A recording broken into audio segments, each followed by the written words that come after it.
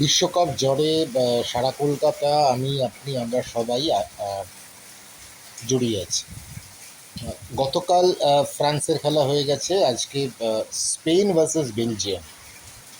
আমাদের বয়সী যারা, মানে যাদের দাড়ি মোটামুটি পেকে গেছে, তারা আমাদের মনে থাকবে যে 1986 সালে সে বিখ্যাত কোয়ার্টার ফাইনাল, যেখানে বেলজিয়াম ভার্সেস ফ্রান্স, সে একই কোয়ার্টার ফাইনাল কিন্তু আবার 2026-এ রিপিট হচ্ছে।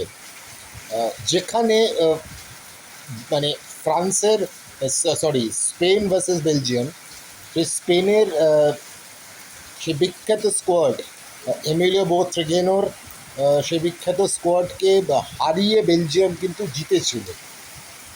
কিন্তু আজকে বেলজিয়াম এবং স্পেনের খেলা যদি ধরি, সেখানে স্পেন কিন্তু অনেক বেশি সংহত টিম, অনেক বেশি অ্যাগ্রেসিভ টিম।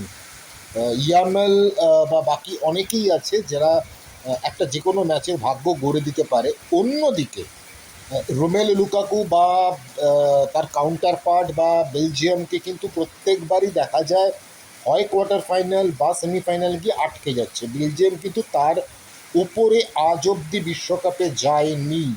মানে বেলজিয়াম ফাইনালিস্ট বা বেলজিয়াম জিতছে সেই জায়গা দেখা যায়নি। মানে যেটা দক্ষিণ আফ্রিকার বিরুদ্ধে ক্রিকেট বিশ্বকাপে বলা হয় যে the biggest jokers of all time, বেলজিয়ামের কিন্তু সেই তকমাটা আছে এখনও অবধি। বেলজিয়াম কি সেই জায়গাটা তৈরি করতে পারবে, মানে সেই জায়গাটা থেকে বেরোতে পারবে, নাকি স্পেন তাদের যে দৌড়টা চালাচ্ছে?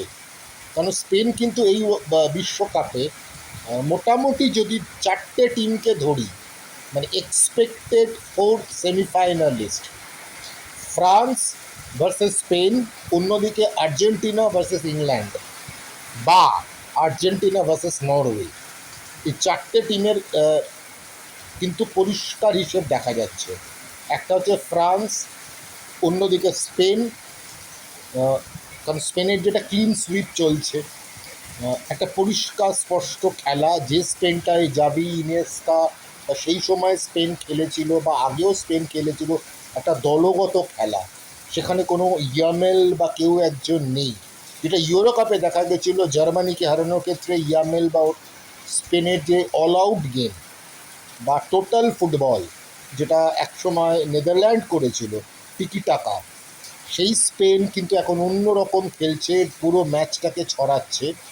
অন্যদিকে বেলজিয়ামও কিন্তু এই ওয়ার্ল্ড কাপে যদি ধরি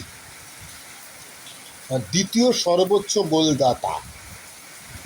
আবার অন্যদিকে স্পেন কিন্তু এখনও অবধি বিশ্বকাপের সবথেকে সংহত রক্ষণ, মানে the most solid defence in this world cup, সেটা স্পেনের। আর অন্যদিকে the second highest goal scoring ability team Belgium. এই দুটো টিমের কিন্তু সংঘাত আজকের ম্যাচে, সেটাই দেখার কে জিতবে। আমার ক্ষেত্রে যদি ধরি, bit advantage, my support towards Spain.